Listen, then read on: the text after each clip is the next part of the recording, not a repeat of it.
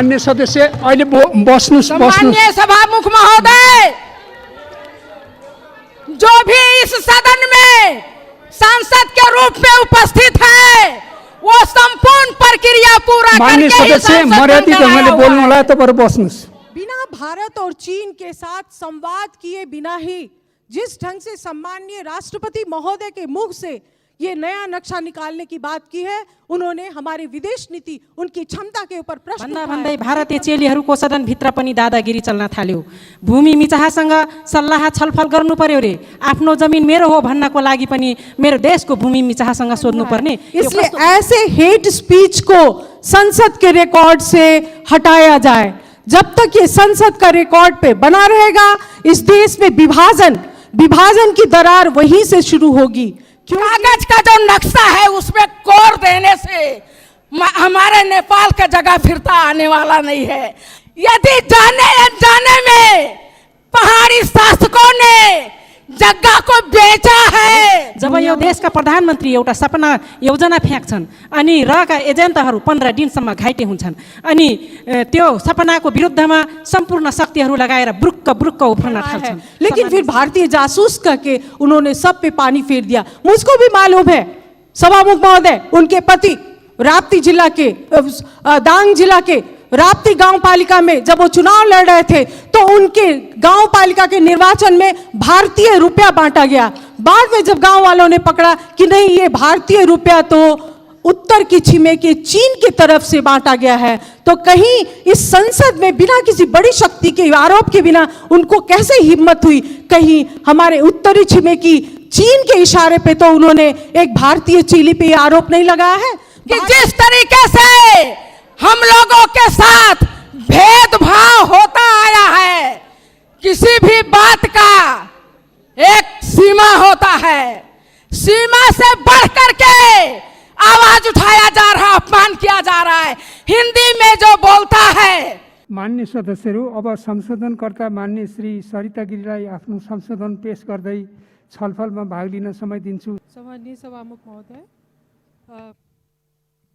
सबसे पहले मैं कल कोरोना पीड़ित महिला सावित्री, जो कि अभी तुरंत जिसने अपने एक बच्चे को जन्म दिया था लेकिन संतान का सुख भोगे बिना मृत्यु उसकी हुई, मैं उसके प्रति इस देश की हर एक माताओं की तरफ से हार्दिक श्रद्धांजलि व्यक्त करती हूँ। मैं इसी साथ लगभग 2 महीना पहले सरलाही में एक मुस्लिम महिला जो कि लॉकडाउन के समय में पुलिस के आतताई व्यवहार से अपने बच्चे को 18 साल के लड़के को बचाने के लिए जब उसने कवर किया तो 60 साल की महिला का वहीं पे देहांत हुआ। मैं उन मुस्लिम महिला के प्रति भी अपनी हार्दिक संवेदना व्यक्त करती हूँ। मैं सरकार का ध्यान आकर्षण कराती हूँ कि ऐसे समय में भी इस ढंग से बल का प्रयोग हो रहा है जिससे लोगों की जानें जा रही हैं। साथ ही सभामुख महोदय, मैं प्रत्येक देशवासी से कल की घटना के बाद अपने आप को, अपने स्वास्थ्य की सुरक्षा करें और एक दूसरे की सुरक्षा करें, मैं विनम्र आग्रह करती हूँ। अब मैं नीति कार्यक्रम में आ रही हूँ। सभामुख महोदय, यह नीति कार्यक्रम बिल्कुल बैंकरप्ट है, आइडिया के दृष्टिकोण से खोखला है। ये कोरोना के समय का, ये कोरोना संक्रमण के समय का नीति और कार्यक्रम है। ये कहीं से भी प्रमाणित नहीं होता है। बिल्कुल वही पुरानी बातें, स्वास्थ्य को प्राथमिकता दी गई है, 50 बेड का अस्पताल बनाया जाएगा, 100 बेड का अस्पताल बनाया जाएगा, 200 बेड का अस्पताल बनाया जाएगा। अभी लॉकडाउन की अवस्था में क्या किया जाएगा उसके बारे में यह नीति कार्यक्रम मौन है। लॉकडाउन के कारण चारों तरफ अभी पर्दा है, पर्दा तो अभी उठा ही नहीं है। बड़े परियोजना की बात क्या करेंगे, लेकिन जो सबसे महत्वपूर्ण बात आनी चाहिए थी वो है राहत कैसे प्रदान किया जाए, देश की संपूर्ण जनता को कैसे सुरक्षा के संजाल में आबद्ध किया जाए और जो लोग देश से बाहर हैं उनको कैसे अपने घर लाया जाए, उसके बारे में यह नीति कार्यक्रम मौन है। सभामुख महोदय, किसी भी नागरिक का या व्यक्ति का जो उसका घर पे और उसके परिवार पे अधिकार होता है, वो राज्य का व्यक्ति के ऊपर जो अधिकार होता है उससे बहुत उच्च होता है। इसलिए राज्य व्यक्ति के घर और परिवार के साथ रहने के अधिकार का हनन नहीं कर सकती है। लोग घर आएंगे, बीमार होंगे, इलाज होगा या नहीं होगा, मृत्यु प्राप्त करेंगे या नहीं करेंगे, वो दूसरी बातें हैं। सबसे पहले जितने भी देश विदेश में जो लोग हैं अपने घर और परिवार जाना चाहते हैं, उनको घर परिवार पहुंचाने की व्यवस्था सरकार तत्काल करे। इस संकट के समय में एक बड़ा अजीब प्रस्ताव सरकार ने लाया है, परिपूर्ण लोकतंत्र, कॉम्प्रिहेंसिव डेमोक्रेसी। प्रतिस्पर्धात्मक डेमोक्रेसी के स्थान पे परिपूर्ण डेमोक्रेसी लाके क्या सरकार एक दलीय निरंकुशता जो स्थापित करने की उसकी जो चाहत है उसके तरफ इंगित कर रही है? क्योंकि इसमें जो एलिमेंट्स जिस नीति और कार्यक्रम में जो उल्लेख किया गया है, वहां पे ना तो कानून के शासन की बात की गई है, न संवैधानिक सर्वोच्चता की बात की गई है, और ना प्रेस स्वतंत्रता की बात की गई है। इसलिए सरकार अगर डेमोक्रेसी के प्रारूप को, लोकतंत्र के प्रारूप को बदलने की उसकी आंतरिक मंशा है, तो मैं उसके बारे में सचेत कराती हूँ। सभामुख महोदय, निर्मला पंत के उस 13 साल की बच्ची के बलात्कार और हत्या के बाद अभी का जो लेटेस्ट जो है अध्यादेश कांड और उसके पहले का मेडिकल इक्विपमेंट खरीदने के समय में जो भ्रष्टाचार का कांड हुआ है, मैं सोच रही हूं कि इन 2 वर्षों के आधार पे, 3 वर्षों के आधार पे हम लोग सरकार को कैसे याद करेंगे। प्रधानमंत्री केपी ओली जी, निश्चित रूप से मैं उनसे आग्रह कर चुकी हूँ, सोचे कि उनके किस काम के लिए हम लोग या नेपाली जनता उनको याद करेगी। मुझको नहीं लगता है कि कहीं पे भी संतोष करने की जगह है। मेडिकल इक्विपमेंट के बारे में जो भ्रष्टाचार हुआ सभामुख महोदय, मैं उसको सुनियोजित मानती हूं। 2 महीना पहले इसलिए सामग्री नहीं खरीदी गई सामान्य नागरिक प्रक्रिया के तहत, क्योंकि जब अकस्मात, जब इमरजेंसी होगा तब भ्रष्टाचार किया जा सकता है। और एक नई दुखद बात क्या है कि अब सरकार भ्रष्टाचार के काम में सेना को संलग्न करा रही है। सरकार सेना को भी भ्रष्ट कर रही है, सरकार सेना को व्यापार देके भ्रष्ट कर रही है।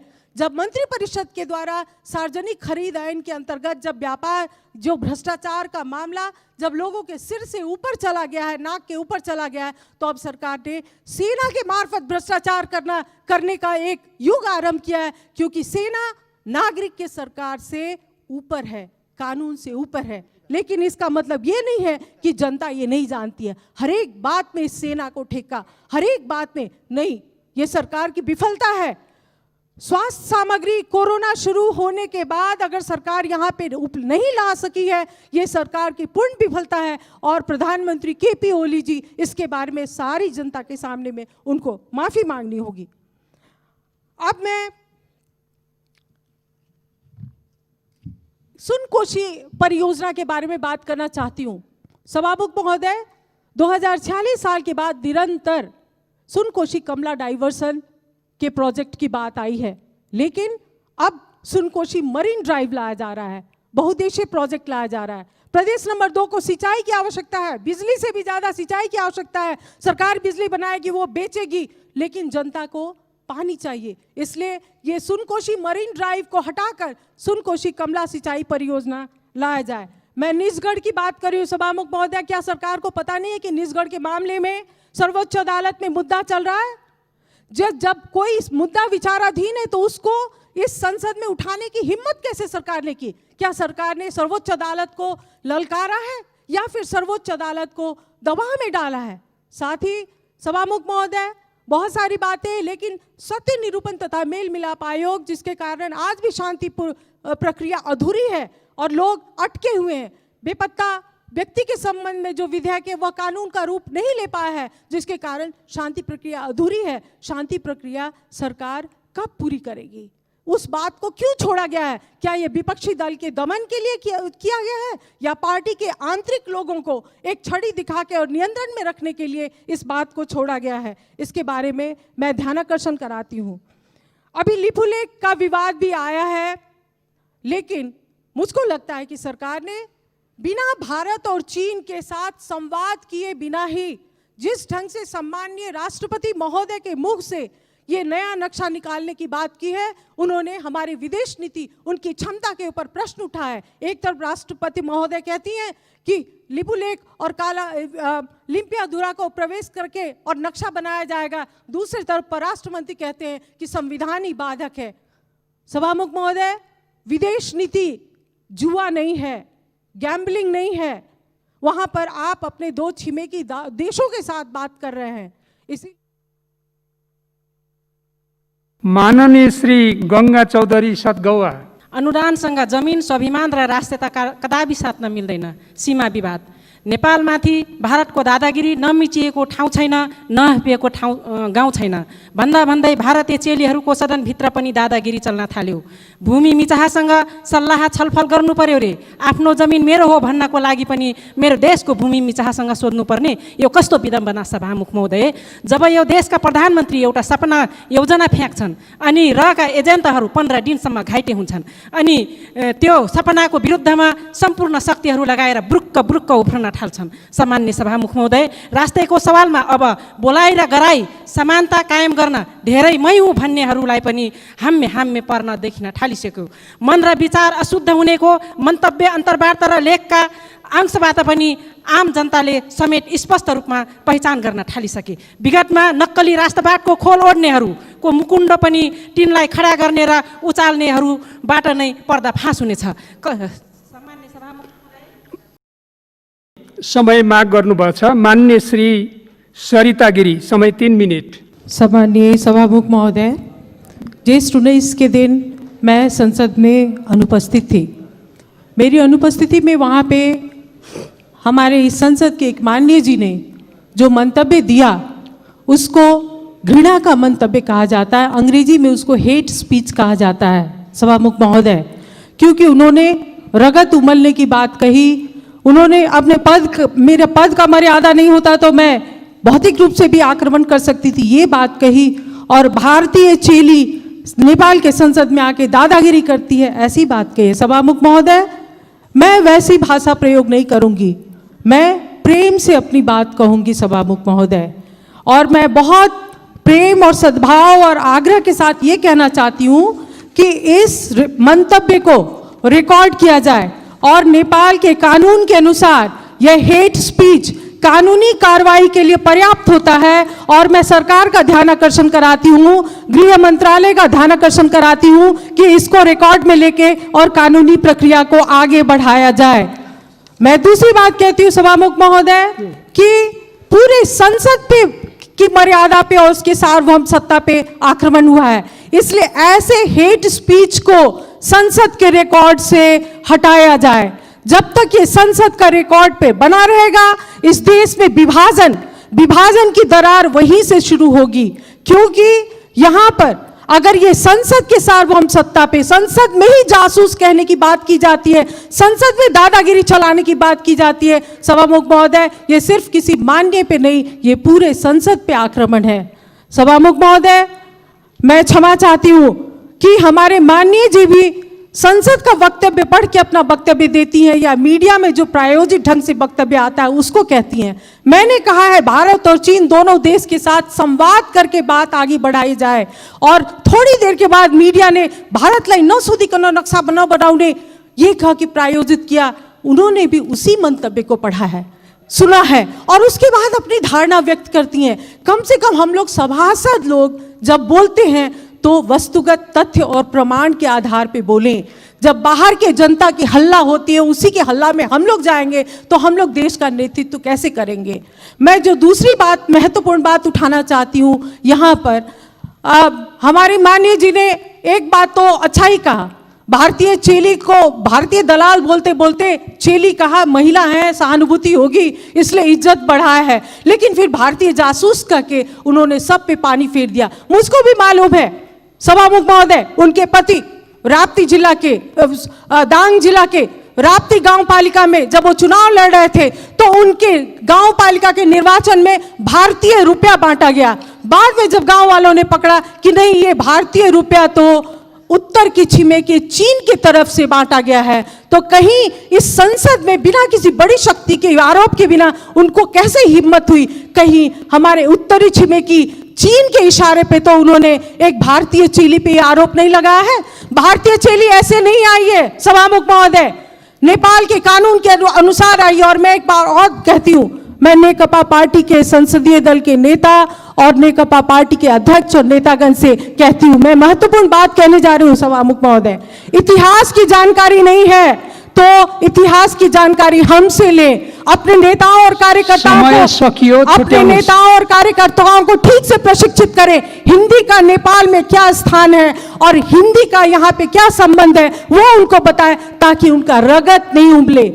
रगत, बुद्ध के संतान का रगत नहीं उमलना चाहिए सभामुख महोदय। और रगत तो बहुत का उमलता है, जब मधेसी को भारतीय और भारतीय को मधेसी बनाया जाता है तो बहुत लोगों का खून उबलता है। लेकिन हम लोग ऐसे ही चांदी के चम्मच में हम लोगों को किसी ने सभासद का सदस्य नहीं दिया है। जनता के बीच में संघर्ष करते करते करते हम लोग आए। और अंत में एक बात और मैं कहूंगी, नागरिकता के विषय में उन्होंने कहा है कि हम लोग क्यों राष्ट्रपति होंगे। हम लोग समय सकिसकेको छ। मैं एकदम खत्म कर रही हूँ, महत्वपूर्ण बात है।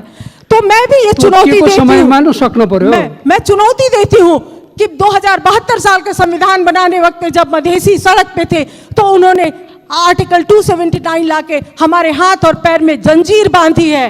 जंजीर जब तक रहेगी तो हमारा संघर्ष रहेगा, और हिम्मत है तो वो जंजीर को हटाइए और तब हम साथ मिलकर नेपाल बनाएंगे। नहीं तो ये बात तो चलती रहेगी सभामुख महोदय। मैं फिर से कहती हूँ कि इसको सभामुख महोदय रिकॉर्ड से हटाया जाए।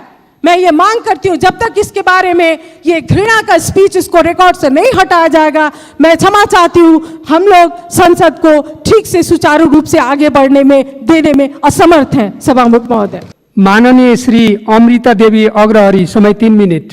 सम्मानीय सभामुख महोदय, 19 गते के पार्लियामेंट के बैठक में जिस तरह हमारे माननीय गंगा चौधरी जी ने जो शब्द का प्रयोग किया है उससे हमारी पार्टी का ध्यान आकर्षण हुआ है। मैं स्पष्ट ढंग से कहना चाहती हूं कि माननीय गंगा चौधरी जी को माफी मांगना होगा। माननीय सदस्य अहिले बस्नुस्। माननीय सभामुख महोदय, जो भी इस सदन में सांसद के रूप में उपस्थित है वो संपूर्ण प्रक्रिया पूरा माननीय सदस्य मर्यादित ढंगले बोल्नु होला, तपाईहरु बस्नुस्। इसलिए मैं आपसे स्पष्ट रूप में कहना चाहती हूँ कि ये सदन जो है ये खून खौलाने वाला जगह नहीं है। स्तरीय भाषा में बोल्नु होला, विषयमा केन्द्रित गरेर बोल्नु होला। यहाँ खून ठंडा करके बात करना चाहिए, और अगर किसी का खून बहुत ज्यादा गर्म होता है तो बागमती में जाकर छलांग लगाना चाहिए सभामुख महोदय। यहाँ किसी का अपमान करने का जगह नहीं है। सम्मानीय सभामुख महोदय, मैं स्पष्ट ढंग से कहना चाहती हूँ कि जिस तरीके से हम लोगों के साथ भेदभाव होता आया है, किसी भी बात का एक सीमा होता है, सीमा से बढ़ करके आवाज उठाया जा रहा, अपमान किया जा रहा है। हिंदी में जो बोलता है, हिंदी शब्द का प्रयोग उन्होंने कहा है। सम्मानीय सभामुख महोदय, आपके कार्य व्यवस्था के तहत शुरू में हम लोगों ने जब शपथ ग्रहण लिया था उस समय पूछा गया था कि आप किस भाषा में शपथ ग्रहण लेंगे।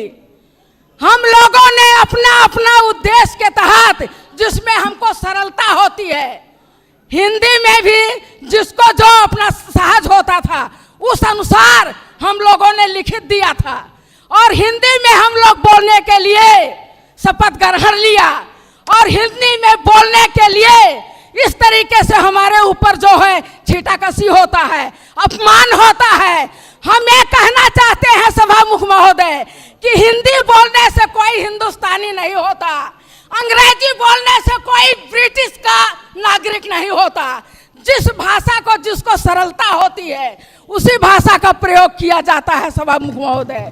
इसलिए मैं आप लोगों से कहना चाहती हूँ, इस सदन से कहना चाहती हूँ, अगर इस देश में कोई सच्चा राष्ट्रवादी है